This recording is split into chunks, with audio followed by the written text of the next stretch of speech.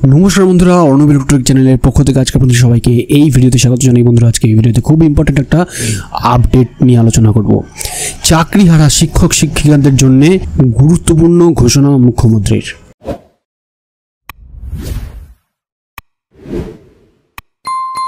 মুখ্যমন্ত্রী মমতা বন্দ্যোপাধ্যায় জানিয়েছেন, রাজ্য সরকারের তরফে রিভিউ পিটিশন করা হবে। সেই আইনি প্রক্রিয়া চলা পর্যন্ত রাজ্য সরকার সামাজিক সুরক্ষা প্রকল্পে চাকরিহারা শিক্ষাকর্মীদের ভাতা দেবে রাজ্য সরকার।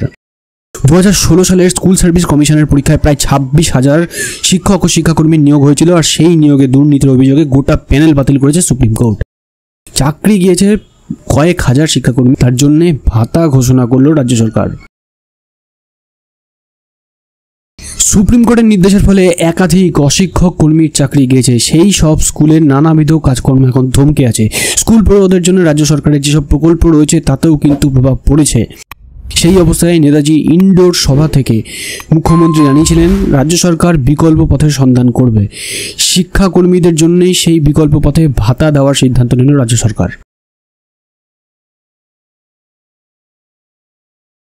তো বন্ধুরা, এবার জেনে নিই কত টাকা করে ভাতা ঘোষণা করেছে রাজ্য সরকার। চাকরিহারা শিক্ষাকর্মীদের জন্য মাসিক ভাতা ঘোষণা করলেন মুখ্যমন্ত্রী। গ্রুপ সি কর্মীদের মাসিক 25,000 টাকা আর গ্রুপ ডি কর্মীদের মাসিক 20,000 টাকা করে ভাতা ঘোষণা করেছে মুখ্যমন্ত্রী। মুখ্য সচিবের মারফত মুখ্যমন্ত্রী নবান্ন থেকে শনিবার জানিয়ে দিয়েছেন, মামলার নিষ্পত্তি যতদিন না পর্যন্ত হচ্ছে ততদিন চাকরিহারা শিক্ষাকর্মীদের এই ভাতা দিয়ে যাবে রাজ্য সরকার।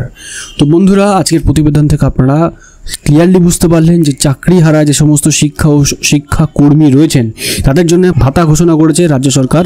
গ্রুপ সি কর্মীদের জন্য মাসিক 25,000 টাকা আর গ্রুপ ডি কর্মীদের জন্য মাসিক 20,000 টাকা করে ভাতা ঘোষণা করা হয়েছে রাজ্য সরকারের পক্ষ থেকে। তো বন্ধুরা, আজকের এই ছোট আপডেট আপনাদের কেমন লাগলো অবশ্যই কিন্তু কমেন্ট সেকশনে কমেন্ট করে জানাবেন। ভালো লাগলে লাইক করবেন, ভিডিওটা অনেক বেশি করে শেয়ার করুন। এরকম ভিডিও আপডেট আরও পাওয়ার জন্য চ্যানেলটাকে যারা এখনো সাবস্ক্রাইব করেননি অবশ্যই চ্যানেলটাকে সাবস্ক্রাইব করবেন, আর অলরেডি যারা সাবস্ক্রাইব করেছেন তাদেরকে অসংখ্য ধন্যবাদ। তো বন্ধুরা, ভিডিওটার সাথে শেষ পর্যন্ত থাকার জন্য সবাইকে ধন্যবাদ জানাই। ভালো থাকবেন, সুস্থ থাকবেন, বাই।